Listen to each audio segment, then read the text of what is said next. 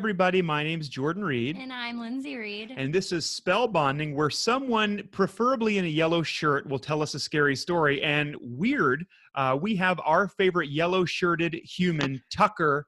Hi, Tucker. Hello. Hello. Thanks for being here, How Tucker. you guys doing? Oh, we're fine. Yeah. How are you doing? I'm doing pretty good. I'm happy to be here. This is exciting. Good. We're happy you're here. Yes, and we promise that's true. Tucker, I wanted to ask you, Lindsay and I were talking about this earlier, and we weren't sure if this is controversial or not, but you know the song Taking It to the Streets? By title? Oh, I probably know it if I heard it, though. It's the one like, taking it to the streets. That one? Okay. If you don't, No. then this is going to make no sense. So let's just move. I actually think it works better. Probably move on. I think it works better that you don't know it. Sorry. No, actually, that's actually way better that you don't know it. And it was all made up what I was saying earlier anyways. So Tucker, do you want to tell us something creepy and weird that's happened to you? Yeah. So I actually have two stories for you. One of them is really short, but it's very creepy and weird and kind of funny in the long run. And the other one is super. Okay, we're ready. We're ready. All right. So the first one is this happened when I was like a young kid, probably like 11 or 12. I would go to my dad's house on summer vacation, and he would have to work during the work week. And one time he left for work, and I was at home by myself, just hanging out. And so like I was playing video games and stuff, and I was sitting in my house just by myself. All the doors are locked, and I heard this like cackling laughter. And it was probably like the scariest thing that I've ever experienced in my life. But it sounded like a witch from some old video or old video game or something, just like but like really loud. What? Do you know where it was coming from in the house? So that's the thing, is I was in the kitchen, and it sounded like it was coming from the end of the hallway, which is where my parents' bedroom was. Well, at least So I he was was in there. like, yeah, well, scared. I was terrified. Like, called one of my friends on the phone, and I was like, "There's a ghost or a witch or an evil thing in my house right now, and it's laughing, and it's gonna kill me." And they were like, "That's bad." And I was like, "I know." Yeah, because I guess like, what else do you do in that situation when you're 10? They're like, "Oh, that sucks." Like, well, yeah, right. Anyways, so what else is what else is going on? So well, I like tiptoed around the house. Yeah. Because I was trying to figure out what it was, and it just kept laughing again. And I was like, I was terrified. So I locked myself in my room, and like I was probably in there for a good hour before I decided to call Dad. And I was like, "Dad, there's like this evil witchy laughter coming from your room or somewhere." And he was like, "Tuck, those are the doves I just bought." Because he bought doves, and everyone knows that doves like go coo coo, but you don't know that doves actually make this horrendous cackling evil witch sound outside. No, I've never known that about a dove. Yeah, it's horrendous. Yeah, that's way scarier. That's a little scarier than having a deep witch. Yeah. So finding out. Wait, yeah, here's the scary thing. It's scary that your dad just bought doves. And didn't tell you. Yeah, well, my dad, he owns a lot of animals all the time, like chickens and rabbits and ducks and all sorts of things. I didn't know about the doves, and I didn't know doves made such a horrendous sound. See, I thought it was also surprising because like maybe your dad was like, "I think I want to start getting into animals," and so his first yeah, no, his first one was like, "Oh, I gotta get 6 or 7. Just gotta get 6 or 7 doves." Check. Hey Tucker, this guy at the airport was selling like 6 or 7 doves at a time, and I bought 6 or 7 of them, and now they're in our house. Anyways, gotta go.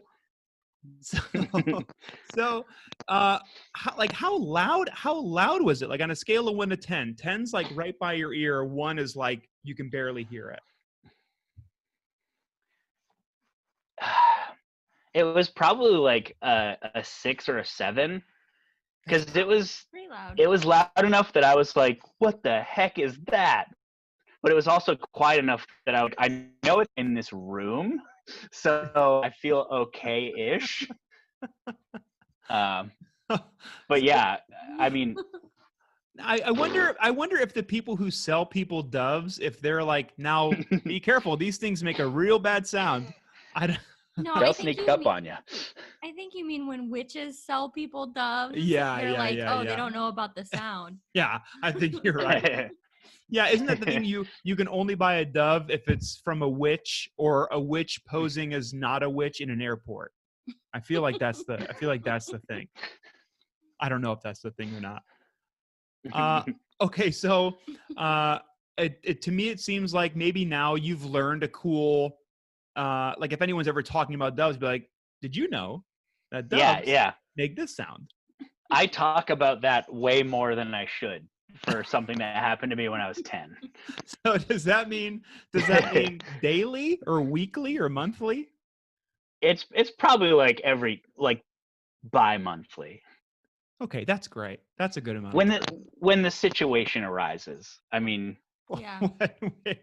what type of situation would you think that would be? like you're in the soap aisle and some guy's picking up Dove and Mhm. it's like, hey, not soapated, but cool thing about doves. Yeah, hey, you want to know something cool about the actual animal? Okay. Well, Tucker, what's your other story? Okay, my other story is actually like real scary, and it's about the last time I ever went ghosting, because it freaked me out really bad. So your internet cut out for 1 second, and it sounded like you Oh, said but it sounded like you said ghosting or ghost hunting, and it took out the hunt part of hunting. But I want to choose to believe you said ghosting. Yeah. I was ghosting everyone I know, and it just went south. No, I was ghost hunting. Um, it's we actually it was at my friend's, like her family's house that she grew up in.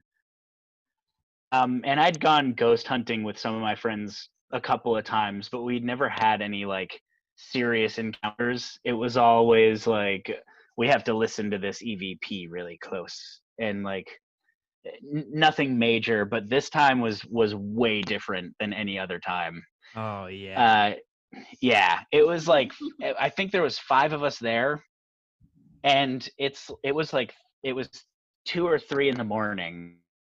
Her parents were actually sleeping in their bedroom in the house, and they knew we were there. We were all just, in the living room with like microphones and cameras and stuff, like whispering to the walls. Perfect. We did a couple of sessions where like we sat in a circle in one of the rooms with like the flashlight. You know how you can like unscrew the top and the light will flicker after you ask Yeah. questions. And it was surprising how reactive it was to questions. Also, I don't often tell this story because people usually think I'm crazy afterwards. No, welcome to the club. So, Welcome to the club. yeah. We asked a bunch of questions. The flashlight was going off, and it was really cool. I have one friend who said something. Like everything went quiet, and the flashlight stopped flickering, and we were talking, and we were like, "Hey, we want you to make the flashlight go off again. Can you make the flashlight go off again?" And one of my friends was like, he said something along the lines of like, "If you, my friend, you can have my soul." And the flashlight just started like flashing. It was terrifying, and I just saw his face like, it was scary. No And thanks. then we stopped doing the flashlight thing. But we heard like thumping in the closet. Actually, Mason was there for this, Ah. and yeah, I guess he went into one of the closets. It was like one of the closets where it's like normal that you have activity there, and like you can hear it scratching on the wall or something. And he was kind of like antagonizing it almost, Good. kind of like, oh, you're not gonna do anything. Oh, you were a bit scared. And he got really freaked out in there because there was like this loud thud and he bursting out of the closet. It was pretty crazy. I feel like I totally skipped on like the history of the house, which is the scariest part. Yeah, tell us. Yeah, tell us. And I haven't even gotten to like my encounter in the house. I'll save that for last. The history of the house is super weird because remembering correctly, this like ex-military guy lived there completely alone by himself, and the way I remember it is he went nuts one day and like took all of his like styled guns and just shot them into the woods, like emptied all of his ammunition just in trees behind his house, and then lit the house on fire. And they never found the guy, but what they did find was a bathtub in the charred remains of the house that had 14 pounds of human flesh in it. Whoa. Oh my Yes. gosh, that's wild. Ugh. Yeah. I So- heard that and I was like, that's terrifying. Ugh. So then someone bought the land and was like, we should build another house here, naturally. Yeah. And that's the house she grew up in. Ugh. Well, that's a terrifying sounding house. Yeah, I don't want to go there.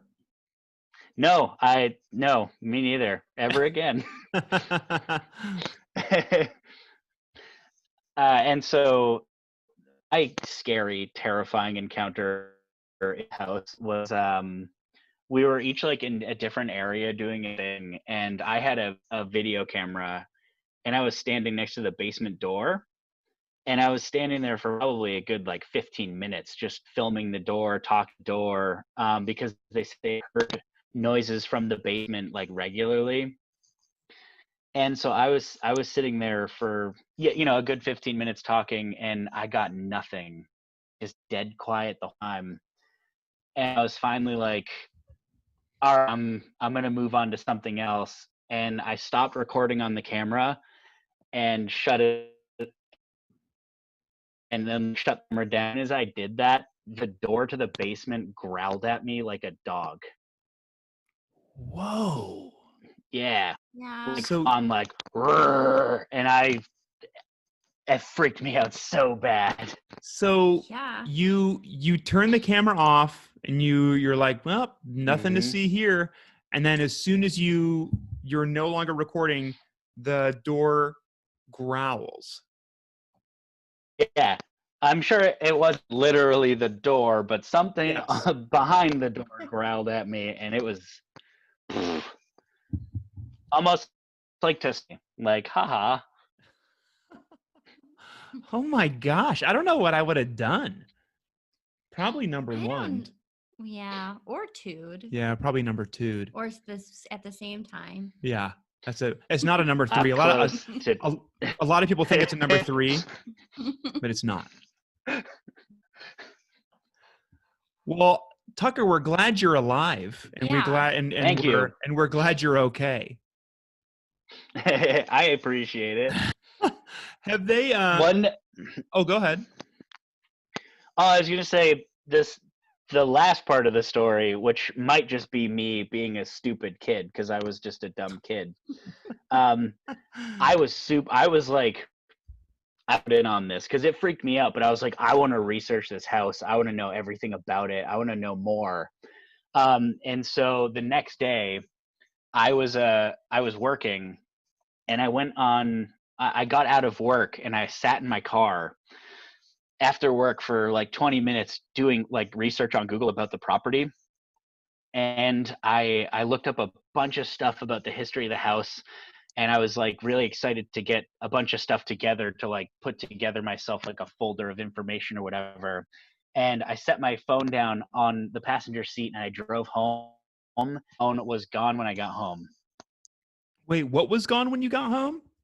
My phone just gone. I Just set gone. it down on my passenger seat, and when I got home, it was completely gone forever. I never Weird. found it. Nowhere else in the car, nothing. Nope, nowhere else in the car, nothing. Wow. Like emptied the whole car out, under all the seats, in every crack between the doors and everything. Holy I drove moly. straight from work to my house, and it was just like. And then after that, I was like, I'm gonna be done with this. Holy Yeah. moly. Is the meat still in the house, or did they take that out? I think they got rid of the meat. Okay, good. Good, Good. yeah. That would Yeah. be like if you're going to sell the property and you're doing your final check, if you're the realtor, be like, oh, we left the 14 pounds of flesh in the thing. There's the flesh in the bathtub. How did we forget about to take the, well, that You know, stinks. it's kind of a fixer-upper. Now we're going to show you the bathroom. It needs some work. There's 14 pounds of human flesh in the bathtub. It needs some work. Little TLC. Oops. Well, Tucker, thank you for telling us a legitimately creepy story. Yeah. No problem. It's the scariest story / memory I have. Good. And it's not, and you know, I'm surprised because we recorded one of these with Mason and Madeline, and Mason was like, I don't really know. I went into a train thing one time, but he didn't say he went into a closet and got scared by a ghost. Maybe he blocked it from his memory. He might have. Yeah. Well, Tucker, we appreciate you being here. We appreciate your yellow shirt. And most of all, we appreciate your beautiful mustache. So thank you very much. I appreciate it. I appreciate you guys, and I love what you do. Aw. I love your show and your pod. Thanks, Tucker. Well, hey, do you have any cool catchphrases or anything you want to sign off with? Anything you're like trying to test out? I've been trying to pull this off. Oh, that's good. Yeah. Yeah. It's working. It is working. Yeah.